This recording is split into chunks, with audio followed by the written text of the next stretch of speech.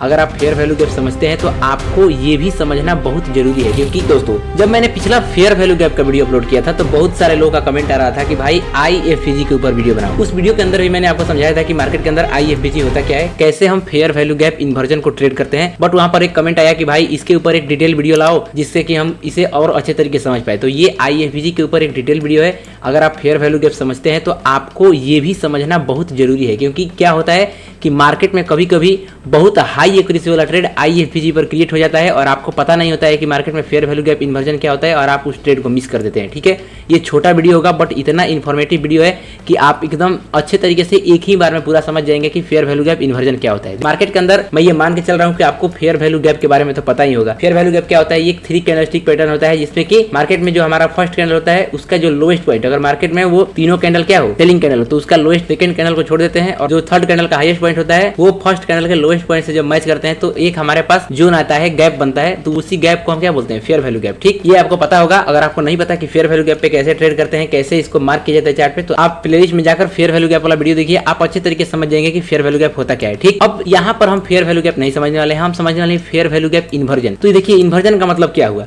जब कोई fair value gap का मार्केट ब्रेकआउट करती है, यानी ये जैसे क्या था, एक बेयरिश फेयर वैल्यू गैप था। ठीक, अब यहाँ पर मार्केट क्या किया है, ये जो फेयर वैल्यू गैप था इस कैंडल में मार्केट ने क्या किया है, इसका ब्रेकआउट कर दिया है।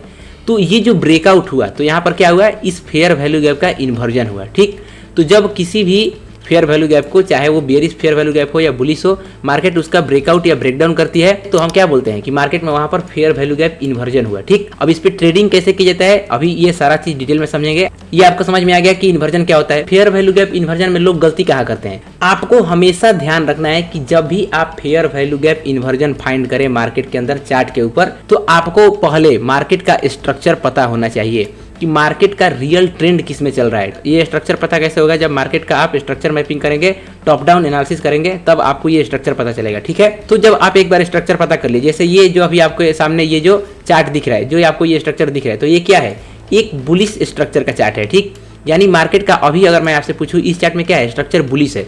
आपको हमेशा पहले स्ट्रक्चर मैपिंग करना है, चाहे वो फेयर वैल्यू गैप हो या फेयर वैल्यू गैप इन्वर्जन हो, दोनों को फाइंड करने से पहले आपको स्ट्रक्चर मैपिंग करना ही है। ठीक है, उसके बाद जब एक बार स्ट्रक्चर मैपिंग कर लिए तो आपको जो इन्वर्जन यूज करना है, जैसे मार्केट का ट्रेंड यहाँ पर हायर है तो जितना भी फेयर वैल्यू गैप बना होगा, अब यहाँ पर ध्यान से सुनने वाला बात यह है कि मैंने क्या बोला कि मार्केट में जो ट्रेंड चल रहा है उस ट्रेंड के अगेंस्ट ट्रेंड वाला जो फेयर वैल्यू गैप होगा हम उसको इन्वर्जन की तरह उपयोग करेंगे। यानी यहाँ पर मार्केट का ट्रेंड हायर है और ये जो हम फेयर वैल्यू गैप मार्क किए हैं, यहाँ पर अगर आप देखेंगे तो ये जो हमारा फेयर वैल्यू गैप है ये बेयरिश फेयर वैल्यू गैप है। ठीक, और इसको हम मार्क किए हैं क्यों, क्योंकि मार्केट में हमें इन्वर्जन हमेशा ट्रेंड के अगेंस्ट वाला जो फेयर वैल्यू गैप होता है उसको मार्क किया जाता है और उसका ब्रेकआउट का वेट किया जाता है। ठीक, अब ऐसा नहीं कि मार्केट में जैसे इस पॉइंट पर क्या है फेयर वैल्यू गैप है। ठीक है, अब यहाँ पर देखिए इस पॉइंट पे भी क्या है, मार्केट के अंदर एक फेयर वैल्यू गैप है। ठीक, अब ऐसा नहीं है कि मार्केट इसके नीचे ऐसे आ जाए और फिर क्या करे, एक यहाँ से नीचे जाकर ऐसे ऊपर कैंडल क्लोज करे तो यहाँ पर ये इन्वर्जन होगा। नहीं, यहाँ पर क्या है, ये मार्केट का स्ट्रक्चर बुलिश है और ये फेयर वैल्यू गैप भी क्या है, बुलिश है। तो बुलिश स्ट्रक्चर में अगर बुलिश फेयर वैल्यू गैप का मार्केट ब्रेकडाउन कर देती है तो क्या होता है, वो फेयर वैल्यू गैप हमारे किसी काम का नहीं होता है। ठीक है, तो आपको ये हमेशा ध्यान रखना है कि हम ट्रेंड के अगेंस्ट, यानी ट्रेंड बुलिश है तो हम बेयरिश फेयर वैल्यू गैप को खोजेंगे इन्वर्जन के लिए, और अगर ट्रेंड बेयरिश है तो हम बुलिश फेयर वैल्यू गैप को खोजेंगे इन्वर्जन के लिए। ठीक, उसका यूज करेंगे। तो यहाँ पर आपको इन्वर्जन समझ में आ गया कि कैसे उसे मार्क करना है। अब इस चीज को आप चार्ट पे समझिए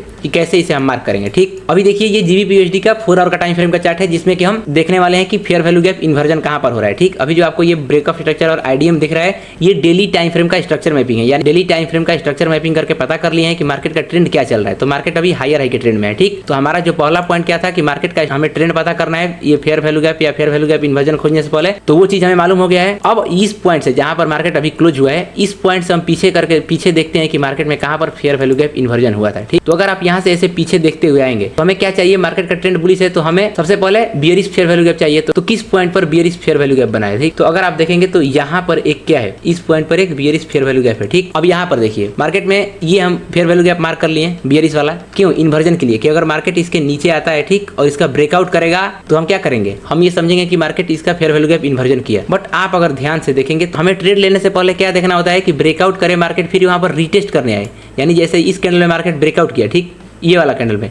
बट जब मार्केट यहाँ पर रीटेस्ट लेने आया तो रीटेस्ट के बाद हमें एक भी यहाँ पर एंट्री का कैंडल नहीं मिला। अगर आपको पता होगा तो ये तीनों कैंडल क्या बना हुआ है, मार्केट के अंदर डायरेक्शनल कैंडल बना हुआ है। तो आपको यहाँ पर हमेशा ध्यान रखना है कि हमेशा जब इन्वर्जन हुआ मार्केट में फेयर वैल्यू गैप का, तो हमें वहां पर रीटेस्ट का वेट करना है ट्रेड करने से पहले, ठीक। तो इस पॉइंट पर जब हम रीटेस्ट का वेट किए, हमें एंट्री का मौका नहीं मिला, तो क्या करेंगे, अब ये फेयर वैल्यू गैप इन्वर्जन हमारे काम का नहीं है। अब फिर मार्केट यहाँ से ऊपर गया है बट यहाँ पर नीचे मान लीजिए यहाँ पर आता, तो अब हम इसका यूज नहीं करेंगे। क्यों? क्योंकि आप जानते होंगे कि फेयर वैल्यू गैप को हम केवल एक ही बार यूज करते हैं। अब यहाँ पर क्या हुआ, मार्केट में ये इन्वर्जन तो काम नहीं किया। अब इससे पहले कोई बेयरिश फेयर वैल्यू गैप, यहाँ पर एक क्या बना हुआ है, बेयरिश फेयर वैल्यू गैप, ठीक। ये यहाँ पर इनसाइड कैंडल, फिर ये सेकंड कैंडल और ये हमारा थर्ड कैंडल। यहाँ पर क्या बना, bearish fair value gap. Market यहाँ से इस फेयर वैल्यू गैप के पास गया और नीचे नहीं आया। क्यों? क्योंकि मार्केट का ट्रेंड क्या चल रहा है, अप ट्रेंड में मार्केट है, ठीक। तो हमें इस बेयरिश फेयर वैल्यू गैप को ट्रेड नहीं करना है। क्यों? क्योंकि हमें हमेशा मार्केट में ट्रेंड के साथ चलना होता है, ठीक है। जिस तरफ मार्केट का ट्रेंड उसी तरफ हमारा ट्रेड, ठीक है। तो यहाँ पर हम क्या किए, ये जो बेयरिश फेयर वैल्यू गैप बना उसे मार्क कर लिए ताकि हम इन्वर्जन जब मार्केट में हो तो हम ट्रेड करें, ठीक। तो आप अगर यहाँ पर देखेंगे तो मार्केट क्या किया, इसका ब्रेकआउट किया, ठीक।